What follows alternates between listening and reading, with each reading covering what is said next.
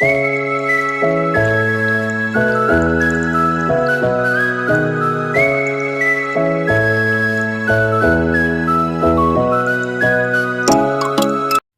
சமயம் விஜயநகர ராஜ்யத்தில் கடும் வறட்சி ஏற்பட்டது.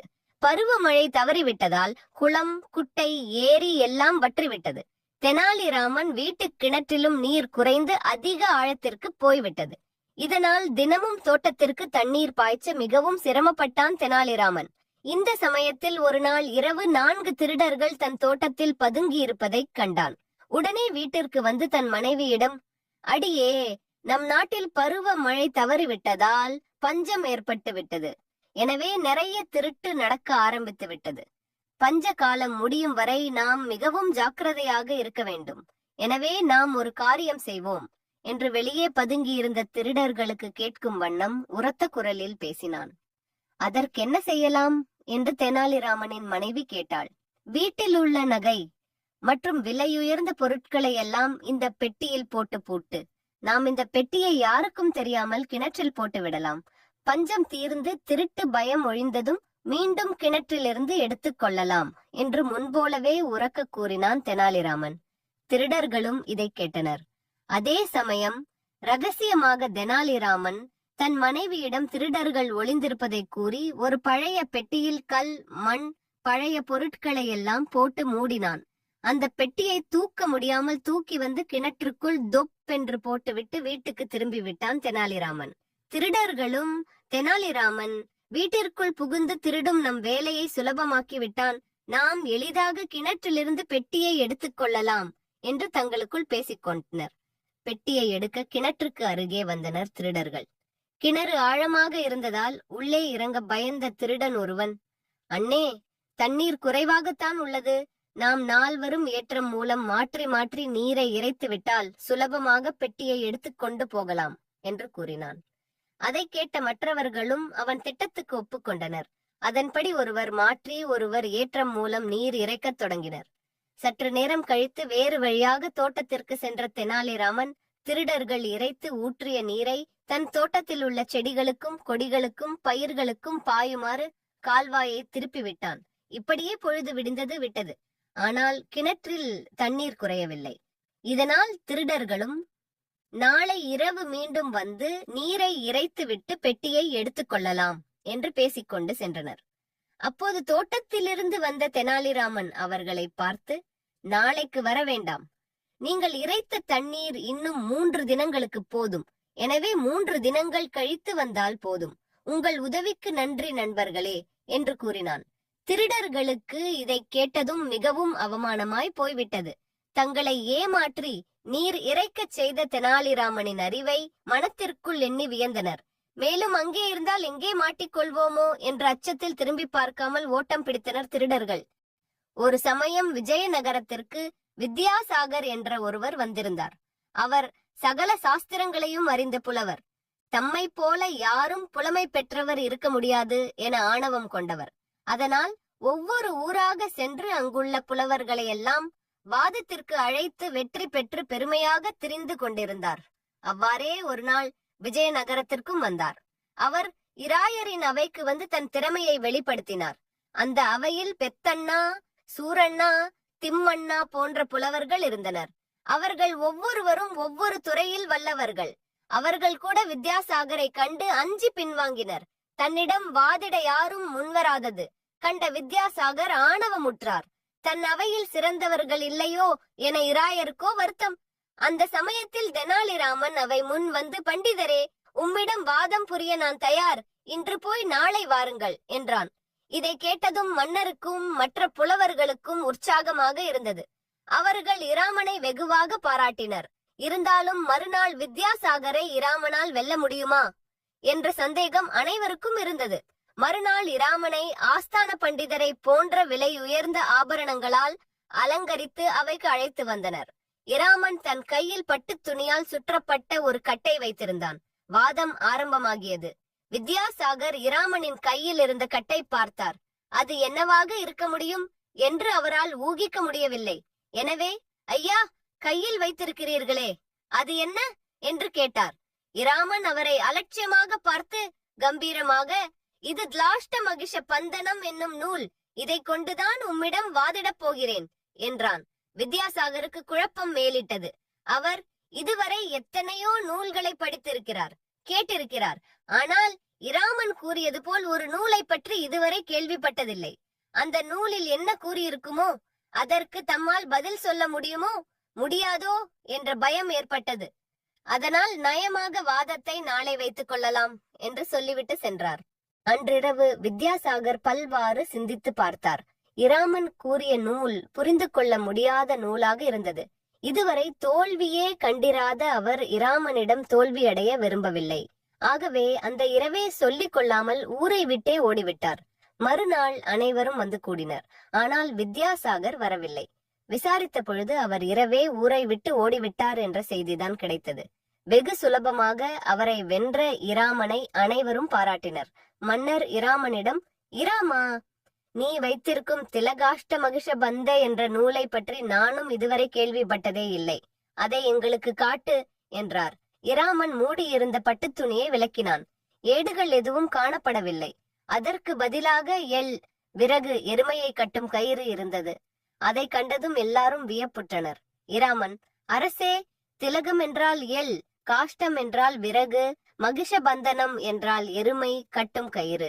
இதன உட்பொருளை வைத்துதான் திலகாஷ்ட மகிஷபந்தனம் என்று சொன்னேன். இதை புரிந்து கொள்ளாத புலவர் பயந்து ஓடிவிட்டார் என்று கூறி சிரித்தான். அனைவரும் சிரித்தனர். மன்னர் இராமனை பாராட்டி பரிசளித்தார். கிருஷ்ணதேவராயரின் படைகளுள் குதிரை படையும் ஒன்று. குதிரை படையும் வலிமையுள்ளதாக இருந்தது. சண்டை இல்லாத காலங்களில் குதிரைகளை பராமரிக்க மந்திரிகளில் ஒருவர் ஒரு யோசனை சொன்னார். அதாவது, ஒரு வீட்டிற்கு ஒரு குதிரையையும் அதற்கு தீனி போடுவதற்கு ஒரு குறிப்பிட்ட தொகையும் கொடுக்கப்பட்டு வந்தது. அத்தொகையை பெற்றுக்கொண்டு குதிரையை நன்கு ஊட்டளித்து வளர்த்தனர். அதேபோல் தெனாலிராமனுக்கும் ஒரு குதிரை கொடுக்கப்பட்டது. ஆனால் தெனாலிராமனோ ஒரு சிறிய கொட்டகையில் குதிரையை அடைத்து வைத்து புல் போடுவதற்கு மட்டுமே ஒரு சிறிய தூவாரம் வைத்திருந்தான். அந்த துவாரத்தின் வழியாக புல்லை நீட்டியவுடன் குதிரை வெடுக்கென வாயால் காவிக்கொள்ளும். மிகவும் சிறிதளவு புல் மட்டுமே தினமும் போட்டு வந்தான். அதனால் அக்குதிரை எலும்பும் தோலுமாக நோஞ்சானாக இருந்தது. குதிரைக்கு தீனி வாங்கி போடும் பணத்தில் தெனாலிராமன் நன்கு உண்டு கொழுத்தான். ஒரு நாள் குதிரைகள் எப்படி இருக்கின்றன என்று காண அனைவருக்கும் செய்தி அனுப்பி குதிரைகளை அரண்மனைக்கு வரவழைத்தார் மன்னர். அதன்படி குதிரைகள் அனைத்தும் அரண்மனைக்கு கொண்டு வரப்பட்டன. மன்னர் குதிரைகளை பார்வையிட்டார். குதிரைகள் அனைத்தும் மிக திருப்திகரமாக இருந்ததால் மன்னர் மகிழ்ச்சி அடைந்தார். அங்கிருந்த தெனாலிராமனை அழைத்து, உன் குதிரையை ஏன் கொண்டு வரவில்லை என மன்னர் கேட்டார். அதற்கு தெனாலிரானோ, என் குதிரை மிகவும் முரட்டுத்தனமாக இருக்கிறது. அதை என்னால் அடக்க முடியவில்லை. அதனால் தான் இங்கே கொண்டு வரவில்லை என்றான். குதிரைப்படை தலைவரை என்னுடன் அனுப்புங்கள், அவரிடம் கொடுத்தனுப்புகிறேன் என்றான். இதை உண்மை என்று நம்பிய மன்னர் குதிரைப்படை தலைவனை தெனாலிராமனுடன் அனுப்பினார். குதிரைப்படை தலைவருக்கு நீண்ட தாடியுண்டு. குதிரைப்படை தலைவரும் அந்த துவாரத்தின் வழியாக குதிரையை எட்டி பார்த்தார். உடனே குதிரை அது புல்தான் என்று நினைத்து அவரது தாடியை கவ்வி பிடித்துக் கொண்டது. வலி பொறுக்க மாட்டாத குதிரை படை தலைவர் எவ்வளவோ முயன்றும் தாடியை குதிரையிடமிருந்து விடுவிக்க முடியவில்லை. இச்செய்தி மன்னருக்கு எட்டியது. மன்னரும் உண்மையிலேயே இது முரட்டு குதிரையாகத்தான் இருக்கும் என்று எண்ணி தெனாலிராமன் வீட்டுக்கு விரைந்தார். அங்கு குதிரையின் வாயில் குதிரைப்படை தலைவரின் தாடி சிக்கி இருப்பதை அறிந்து அந்த கொட்டகையை பறிக்கச் செய்தார். பின் குதிரையை பார்த்தால் குதிரை எலும்பும் தோளுமாக நிற்பதற்கு கூட சக்தியற்றிருந்ததை கண்டு மன்னர் கோபம் கொண்டு அதன் காரணத்தை தெனாலிராமனிடம் கேட்டார். அதற்கு தெனாலிராமன், இவ்வாறு சக்தியற்றிருக்கும் போதே குதிரை படை தலைவரின் தாடியை கவ்விக்கொண்டு விடமாட்டேன் என்கிறது. நன்கு உணவு ஊட்டி வளர்த்திருந்தால் குதிரை படை தலைவரின் கதி அதோ கதிதான் ஆகியிருக்கும் என்றான். இதை கேட்ட மன்னன் கோபத்திலும் சிரித்துவிட்டார். பின்னர் தெனாலிராமனை மன்னித்து விட்டார். திருமலாம்பாள் என்ற அம்மையார் கிருஷ்ணதேவராயர் துணைவியருள் ஒருவர். அவர் அடிக்கடி கொட்டாவி விட்டு கொண்டே இருப்பார். அது பழக்கமாகிவிட்டது. ஆனால் அரசருக்கோ அது பிடிக்கவில்லை. அன்றிரவு அரசர் ஆசையோடு நெருங்கிச் சென்ற போதும் அவள் கொட்டாவி விட்டு கொண்டே இருந்தாள். அப்போது அவள் முகத்தை பார்க்கவே மன்னருக்கு பிடிக்கவில்லை. அன்றிலிருந்து அவள் இருக்கும் பக்கம் செல்வதையே மன்னர் தவிர்த்து வந்தார். அம்மையாருக்கு இது மிகுந்த வேதனையை தந்தது. மிகவும் வருத்தத்துடன் இருந்த அம்மையாரை பார்த்த தெனாலிராமன் என்ன நடந்தது என்று விசாரித்தார். அம்மையாரோ, நான் கொட்டாவி விடுவது பிடிக்காமல் மன்னர் எனது இருப்பிடத்திற்கு வருவதையே நிறுத்திவிட்டார். எனக்கு என்ன செய்வதென்றே தெரியவில்லை என்று வருந்தினாள். தெனாலிராமன் இப்பிரச்சனையை தீர்ப்பதாக அம்மையாருக்கு வாக்கு கொடுத்து சென்றான். ஒரு நாள் அரசு அதிகாரிகள் சிலர் அரசரை காண வந்தனர். அப்போது தெனாலிராமனும் அரசருடன் இருந்தான். அந்த அதிகாரிகள் நாட்டில் பயிர் வளத்தை எப்படி மேம்படுத்துவது என்பது பற்றி அரசருடன் விவாதித்துக் கொண்டிருந்தனர். தெனாலிராமனோ அவர்களது பேச்சினுள் புகுந்து, பயிர் நன்றாக வளர வேண்டுமானால் யாரும் கொட்டாவி விடக்கூடாது என்றான். மன்னரும் மற்றவர்களும் தெனாலிராமனை வினோதமாக பார்த்தனர். தெனாலிராமனோ விடாமல், விவசாயம் செய்பவர்கள் யாரும் வாழ்நாள் முழுவதும் கொட்டாவி விடவே கூடாது, அப்போதுதான் பயிர் நன்றாக வளரும் என்றான். மன்னரும் மற்றவர்களும் தெனாலிராமனை வினோதமாக பார்த்தனர். தெனாலிராமனோ விடாமல், விவசாயம் செய்பவர்கள் யாரும் வாழ்நாள் முழுவதும் கொட்டாவி விடவே கூடாது, அப்போதுதான் பயிர் நன்றாக வளரும் என்றான். மன்னருக்கு கோபம் வந்துவிட்டது. ராமா, இதென்ன வினோதம்? விவசாயத்திற்காக வாழ்நாள் முழுவதும் கொட்டாவி விடாமல் இருக்க முடியுமா என்றார்.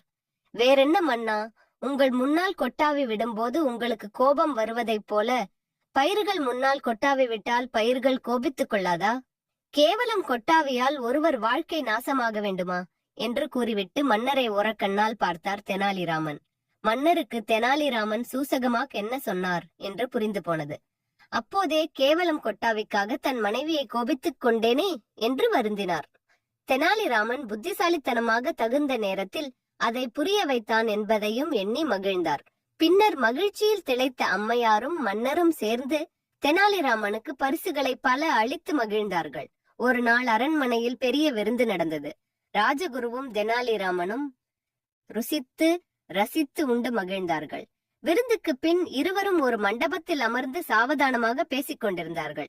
அப்போது ராஜகுரு, இது போன்ற விருந்து உடலுக்கும் உள்ளத்துக்கும் நல்ல சுகமளிக்கிறது என்றார். இதை கேட்ட தெனாலிராமன் அவரை சீண்டி பார்க்க தீர்மானித்தார்.